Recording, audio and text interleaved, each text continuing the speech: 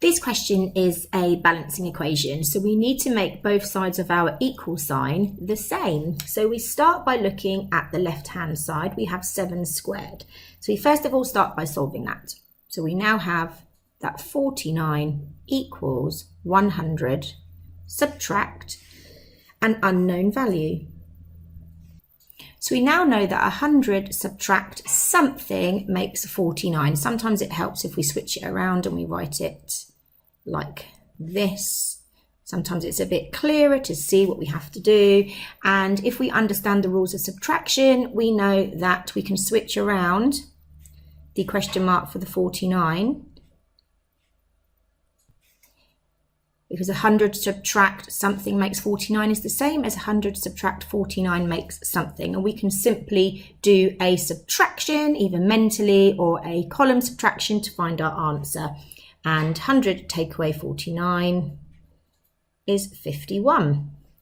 So our answer is 51. Both sides of the equal sign equal 49. To find 39% of 50, there's a few different ways you can do it. You could break down your 39% into some easier percentages. So you could find 10%, 10%, 10%, and then 5%, and then 4% by finding 4 lots of 1%. And you can use your 10% for each of these. So if you know that 10% of 50 is 5, then this is going to be 5. And if 10% is 5, then 5% is going to be 2.5. And if 10% is 5, then 1% is going to be 0.5.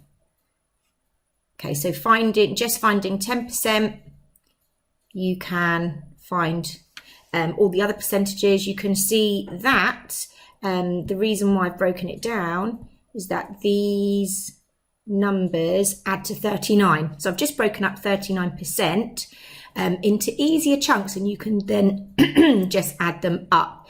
So my 4 halves make 2, plus the 2.5 is 4.5.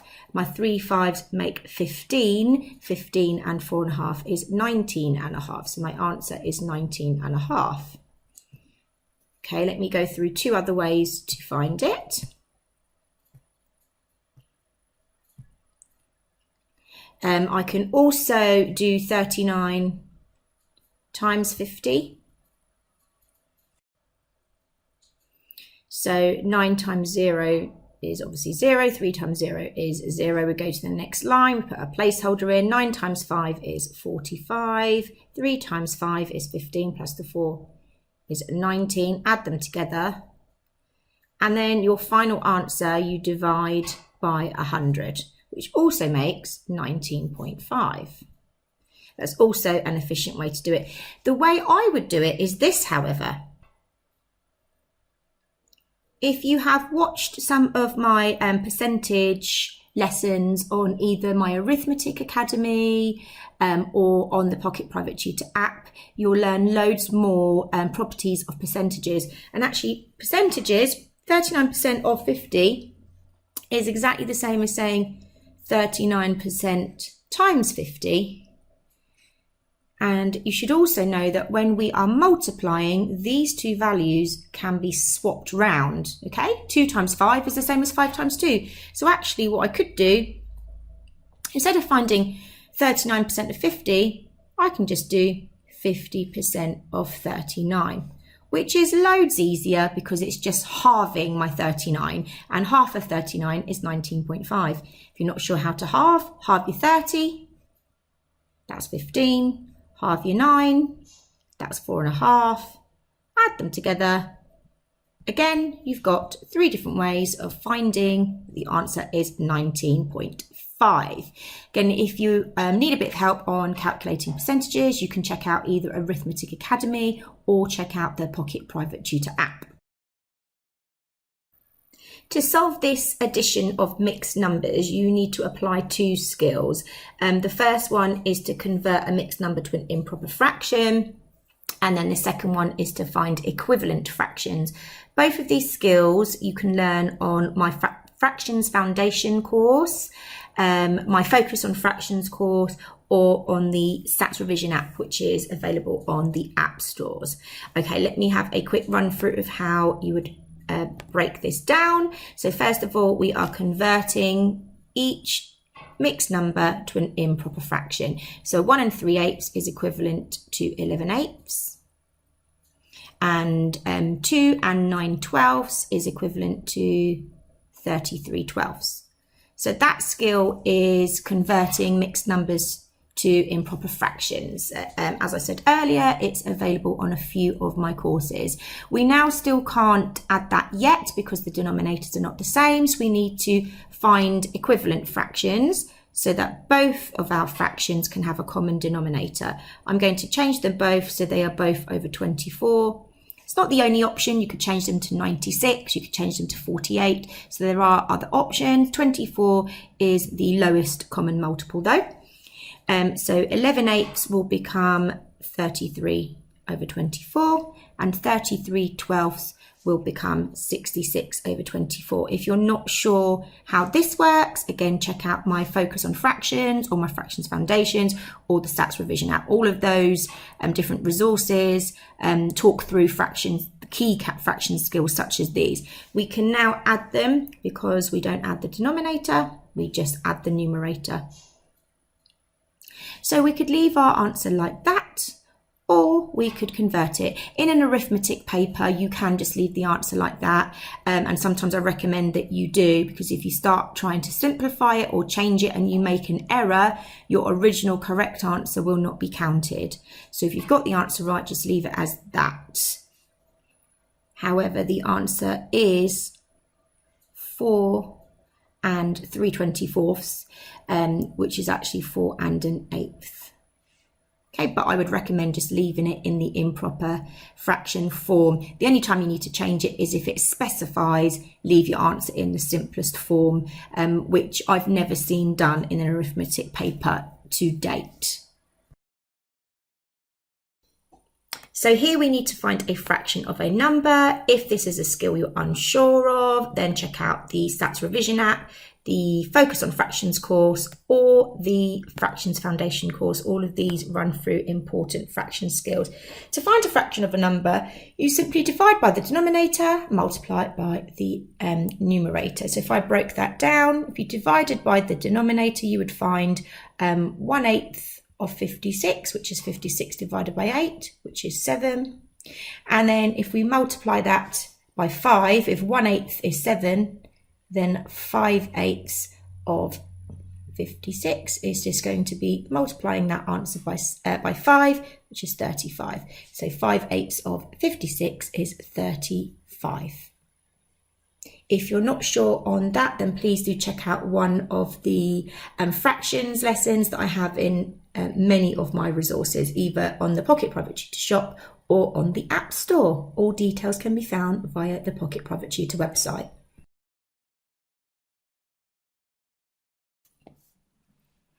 This is an example of a reasoning paper question. In reasoning paper questions, you are expected to read some sentences about a problem and then select the math skill that you need to solve the problem.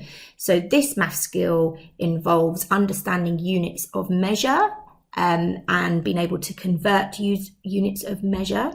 And that includes the weight, and it also includes the money, and then doing a bit of adding, subtracting, dividing, etc. There are lots of lessons on units of measure at the Year 6 level on the SATS Revision app.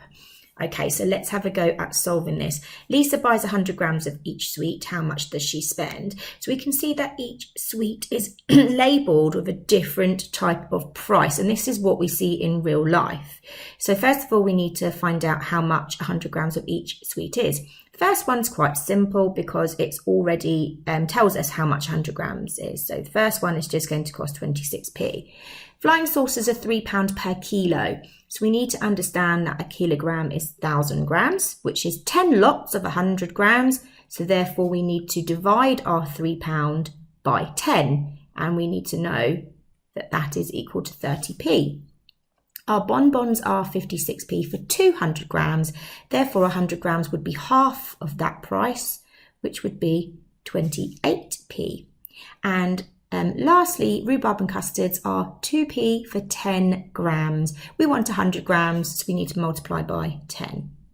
So we figured out how much each sweet costs. We now need to find out the total of all of those. There's a few different ways you could do it. I'm going to add all my 10s first. So 20 and 30 make 50, and 20 make 70, and 20 make 90. I'm going to go back and add my 1s. 96p plus 8p is obviously 104p. What we need to watch out for here is that in the answer box, it has a pound sign. So our 104p also needs to be converted to pounds and pence. So it's £1 and that's 4p. Okay, next, order the sweets from cheapest to most expensive. If you've already labelled it as I have, and I do always recommend that your child annotates any problems. So for something like this, write on there what each is worth. Okay, don't sort of do it in your head because it's now useful for the second part of the question. We can see our cheapest one is our rhubarb and custard. I'm just going to put R and C. Our second cheapest is our cola cubes. I'm just going to put CC for cola cubes. Our third is bonbons.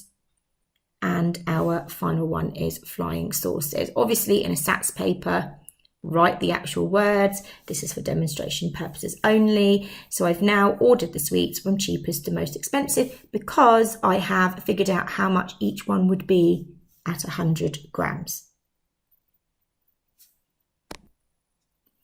If your child is a bit stuck on converting between units of measure, then please do download the SATs Revision app and go to the measurement section. There are loads of lessons on converting units of measure and then loads of SAT style questions where they can practice their skills at solving problems just like this one. Here we have a problem where we need to divide, but we also need to interpret our remainder. So the question says that eggs are sold in boxes of 12 and a farmer has 3,500 eggs to pack. How many full boxes of eggs will there be? So he's having to share out his 3,500 eggs into groups of 12. Okay, when we share into groups of, that's a division. So we are doing 3,500 divided by 12. Okay, so we would do a short division or a long division. I'm going to do a short division here. 12 into 3 does not go, which means I still have my 3. So 12 into 35, it's only going to go twice because 3 12s are 36, that's too big. There is a remainder of 11. So 12 into 110 is not going to quite go in 10 times. So that means it's going to go in 9 times. And there's going to be a remainder of 2. 12 into 20 is only going to go in once. And there's a remainder of 8. What that means is he's going to be able to pack 291 boxes and then he's going to have 8 eggs left over. Now, think about this in real life. Would the farmer be able to put those 8 eggs into a box? Will he be able to sell a dozen eggs with 4 spaces empty? He won't, will he? So this is what interpreting remainders means, is in real life figuring out, okay, what does that remainder mean? In this case, it means we need to round down. That 8 will have to wait for the next batch, be discarded, or he can eat them himself. Either way, how many full boxes of eggs will there be? There will only be 291 full boxes. Do not write 291 remainder 8. The question is asking you how many full boxes of eggs will there be? In this problem, we are enlarging and reducing using a scale factor. If you're not sure on how a scale factor works, there is a lesson specifically covering this on the Pocket Private Tutor app. You can download for Android or for iOS devices on Google Play or the Apple Store. Okay, let's have a look. Shape A, we are enlarging. That means it's getting bigger by scale factor 3. So we would first count the sides of our shape, and I can see that it is 3 high. If I'm going to enlarge it by scale factor 3, that means I'm going to multiply it by 3. So 3, 6, 9. And then I can see that it is 3 across at the bottom. So again, enlarging it by scale factor 3 means I'm going to go 3, 6, 9. It's 9 across. And then I simply need to join these vertices up. So that is shape A enlarged by scale factor 3. Shape B has been reduced by scale factor 2. So for this one, we are going to be making it smaller, which means dividing. So scale factor 2. If I look down across the top, it is 4 across. And actually, if I do the height, 1, 2, 3, 4, 5, I only want it to be 2.5 high. So I'm going to make sure I've got enough space. So 4 across, if I'm reducing by scale factor 2, it's dividing by 2. I'm halving it. So it's only going to be 2 across. The sides that are coming down, they are 1 deep. That means I am going to make my one half. And on the other side, also going to do a half.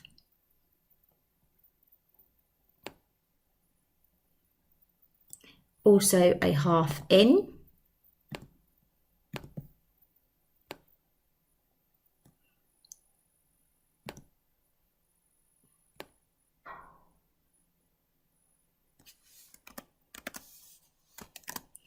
And so I was trying to cheat them by duplicating it, didn't quite work. So half in, and then we can see this final branch of my T, or trunk of my T, is 4, so that means it needs to come down 2. Now it's starting halfway, so that's 1 and that's 2. It's going to come halfway down into this area.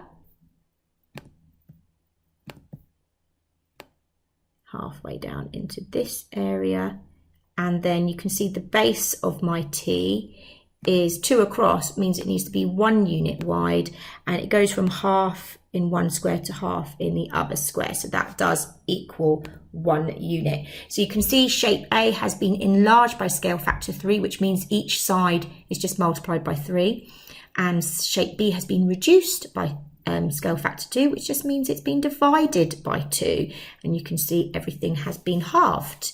If you would like some more lessons on this, check out the Year 6 SATS Revision app and the Pocket Private Tutor brand on either the Apple Store or Google Play.